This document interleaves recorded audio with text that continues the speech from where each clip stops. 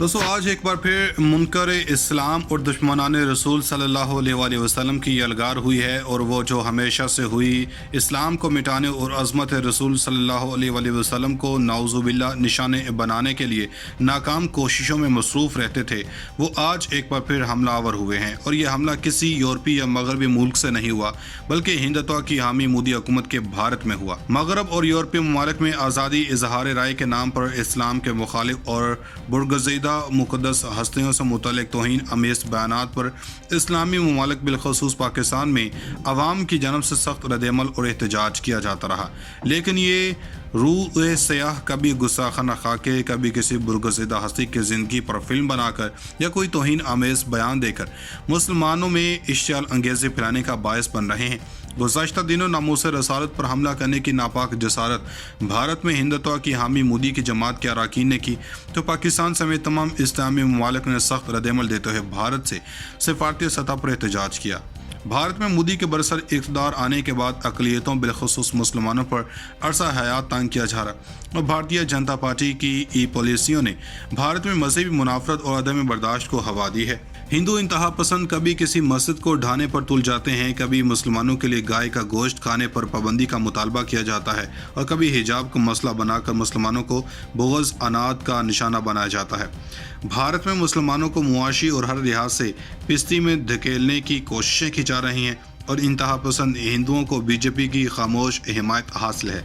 लेकिन इस मरतबा जब बीजेपी के दो अरकान की जन्म से शान रसालत सल्लल्लाहु अलैहि वसल्लम में तौहीन आमेज़ बयान दिया गया, तो भारत और दुनिया भर में लगभग 2 अरब मुसलमान और तमाम इस्लामी ममालिक ने मोदी सरकार से सख्त एहतजाज किया। भारतीय जनता पार्टी के तर्जुमान नूपुर शर्मा और नवीन जिंदाल के यके बाद दिगरे बयानात के बाद भारत और दुनिया भर के मुसलमानों ने यकजुबां होकर इनके खिलाफ सख्त तरीन कार्रवाई और भारतीय हुकूमत से मुआफ़ी मांगने का मुतालबा किया।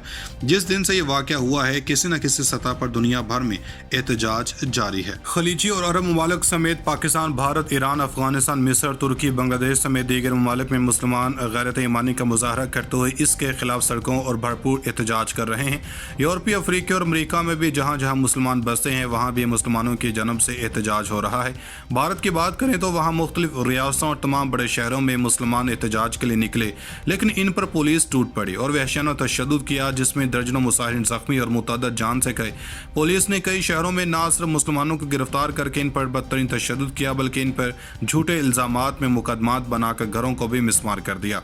पाकिस्तान समेत तमाम आलम इस्लाम ने भारत से एहतजाज करते हुए मज़म्मती बयानात जारी किए हैं। सऊदी अरब, यूएई, ईरान, कतर, बांग्लादेश, तुर्की, दीगर ममालिक में भारतीय सफ़ीर को तलब करके एहतजाज किया गया, जबकि असम्बलियों में भी मज़म्मती करारदादें मंजूर की गईं। दुनिया भर में मुसलमानों और इस्लामी ममालिक का एहतजाज और दबाव ही है कि मोदी सरकार ने घुटने टेकते हुए पहले इन बदबख्तों की पार्टी रुकनीत मुअत्तल की, फिर नूपुर शर्मा और नवीन जिंदाल के खिलाफ मुकदमा दर्ज किया। लेकिन मोदी हुकूमत की मुसलमानों से नफरत किसी से ढकी छुपी नहीं है, और भारतीय हुकूमत की पॉलिसियाँ और कई फैसले ऐसे हैं जो ये बताते हैं कि मोदी की हुकूमत हिंदुत्व को फ़रोग और इंतहा पसंदों की सरपरस्ती कर रही है, और यह सब बैरूनी दबाव पर किया गया। और मुकदमा महज दिखावे की कार्रवाई है, जिसका सबूत यह भी है कि अब तक वज़ीर आज़म मोदी और इनके तमाम वज़रा ने इस मामले पर पुरअसरार खामोशी इख्तियार की हुई है। वैसे भी मोदी हिंदुत्व की हामी जमात RSS के बानी और ताहयात रुकन हैं, और इनसे मुसलमानों की हिमायत की तवक्को नहीं की जा सकती। लेकिन यहाँ सवाल ये उठता है कि क्या अवामी और सरकारी सतह पर हालिया एहतजाज के बाद भारतीय हुकूमत वहाँ के मुसलमानों के खिलाफ अपनी रवश तर्क कर देगी, और इनको मजहबी आज़ादी के साथ समाज में अपने हकूक़ और तहफ़्फ़ुज़ भी हासिल हो जाएगा। दोस्तों, ये सब पहली बार नहीं हुआ है, और माजी करीब में कभी फ्रांस तो कभी अमेरिका और ख़ुद को तरक्की याफ्ता महज़ब कहने वाला मुल्क बदबख्तों ने इस्लाम और शान रसालत में हर्जा सराई की है, जो अरबों मुसलमानों की दिल आज़ारी के साथ दुनिया का अमन तबाला करने का सबब बना है। एक अमरीकी थिंक टैंक की रिपोर्ट के मुताबिक दुनिया में मुसलमानों की बड़ी तादाद हैरान कुन है, और इस रिपोर्ट के बाद कहा जा सकता है कि दुनिया का हर चौथा शख्स मुसलमान है। और बाज़ माहरीन की तहकीकी रिपोर्टों के मुताबिक 2050 तक इस्लाम दुनिया का सबसे बड़ा मज़हब होगा। दुनिया के नक्शे पर 57 इस्लामी मुल्क मौजूद हैं। दुनिया के 10 बड़े आबादी वाले ममालिक में इस्लामी मुल्कों की तादाद 6 है, जिनमें से एक मुल्क दुनिया की 8वीं एटमी ताकत है। लेकिन अफसोस कि अपनी पॉलिसियों मगरब और यूरोप की कासा लेसी और बाहमी इख्तलाफात के बायस इन 57 ममालिक की हैसियत सिर्फ कागजी शेर की सी है। आज की दुनिया पर असरअंदाज होने के लिए मुसलमान ममालिक को मजबूत मुआशरत के साथ इल्म, बिलखसूसी साइंसी और टेक्नोलॉजी में महारत की ज़रूरत है। آج کی دنیا معیشت کی دنیا ہے، جس کی معیشت مضبوط اس کا ملک مضبوط۔ بھارت لگ بھگ 2 ارب کی آبادی کے ساتھ دنیا کا دوسرا بڑا ملک ہے اور اس کی بڑی مارکیٹ ہی کسی بھی ملک کو بھارت کے خلاف کوئی اقدام کرنے سے روکتی ہے۔ آج بڑی تجارتی منڈی ہونے کی وجہ سے بھارت دنیا کی پہلی ترجیح ہے۔ اسلامی ممالک کی بھی بھارت سے معاشی مفادات وابستہ ہیں۔ اگر ان واقعات کی روک تھام کرنی ہے تو پھر ان اسلامی ممالک کو اپنے وقتی معاشی فوائد کو نظر انداز کر کے بڑا فیصلہ کرنا ہوگا۔ معاشی طور پر مضبوط اسلامی ممالک بالخصوص سعودی عرب بھارت کو تیل بیچنے والا سب سے بڑا ملک ہے۔ دونوں ممالک کی ایک دوسرے کے ممالک میں بڑی سرمایہ کاری ہے۔ اسی طرح UAE اور بھارت بھی ایک دوسرے کے بڑے تجارتی شراکت دار ہیں۔ رواں برس ہی دونوں ممالک نے باہمی تجارت کو $100 ارب سے آگے لے جانے کے لیے معاہدے پر دستخط کیے۔ اسی طرح دیگر ممالک کے بھی تجارتی تعلقات ہیں۔ یہاں یہ سب بتانے کا مقصد صرف یہ ہے کہ معاشرت صرف اسلامی ممالک کے لیے نہیں بلکہ بھارت کے لیے بھی اہم ہے۔ ماضی میں جب ملائیشیا صرف اپنے صدر مہاتیر محمد کے دورہ برطانیہ کے موقع پر ان کا کارٹون برطانوی اخبارات میں شائع ہونے پر برطانیہ سے تجارتی تعلقات منقطع کر کے اسے گھٹنے ٹیکنے پر مجبور کر سکتا ہے، تو پھر بھارت سے تجارت کے رشتے میں بندے اسلامی ممالک انفرادی حیثیت میں نہیں بلکہ متحد ہو کر متفقہ فیصلہ کر کے بھارت کو بھی اسلام دشمن اور توہین رسالت جیسے واقعات کی حتمی روک تھام اور توہین کے مرتکب افراد کو کیفر کردار تک پہنچانے کے لیے معاشی تعلقات ختم کر کے اسے اسلامی دنیا کے آگے گھٹنوں کے بل گرنے پر مجبور کر سکتے ہیں۔ سیاست صرف کاغذی شعر کی سی ہے۔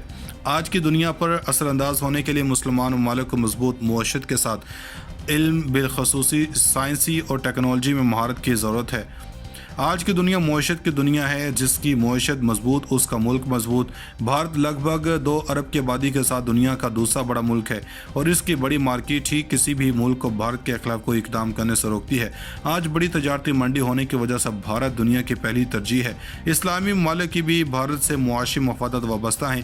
اگر ان واقعات کی روک تھام کرنی ہے تو پھر ان اسلامی ممالک کو اپنے وقتی معاشی فوائد کو نظر انداز کر کے بڑا فیصلہ کرنا ہوگا۔ معاشی طور پر مضبوط اسلامی ممالک بالخصوص سعودی عرب بھارت کو تیل بیچنے والا سب سے بڑا ملک ہے۔ دونوں ممالک کی ایک دوسرے کے ممالک میں بڑی سرمایہ کاری ہے۔ اسی طرح UAE اور بھارت بھی ایک دوسرے کے بڑے تجارتی شراکت دار ہیں۔ رواں برس ہی دونوں ممالک نے باہمی تجارت کو $100 ارب سے آگے لے جانے کے لیے معاہدے پر دستخط کیے۔ اسی طرح دیگر ممالک کے بھی تجارتی تعلقات ہیں۔ یہاں یہ سب بتانے کا مقصد صرف یہ ہے کہ معیشت صرف اسلامی ممالک کے لیے نہیں بلکہ بھارت کے لیے بھی اہم ہے۔ ماضی میں جب ملائیشیا صرف اپنے صدر مہاتیر محمد کے دورہ برطانیہ کے موقع پر ان کا کارٹون برطانوی اخبارات میں شائع ہونے پر برطانیہ سے تجارتی تعلقات منقطع کر کے اسے گھٹنے ٹیکنے پر مجبور کر سکتا ہے، تو پھر بھارت سے تجارت کے رشتے میں بندے اسلامی ممالک انفرادی حیثیت میں نہیں بلکہ متحد ہو کر متفقہ فیصلہ کر کے بھارت کو بھی اسلام دشمن اور توہین رسالت جیسے واقعات کی حتمی روک تھام اور توہین کے مرتکب افراد کو کیفر کردار تک پہنچانے کے لیے معاشی تعلقات ختم کر کے اسے اسلامی دنیا کے آگے گھٹنوں کے بل گرنے پر مجبور کر سکتے ہیں۔ ناظرین، مزید ایسی ویڈیوز دیکھنے کے لیے ہمارا YouTube چینل سبسکرائب کر لیں۔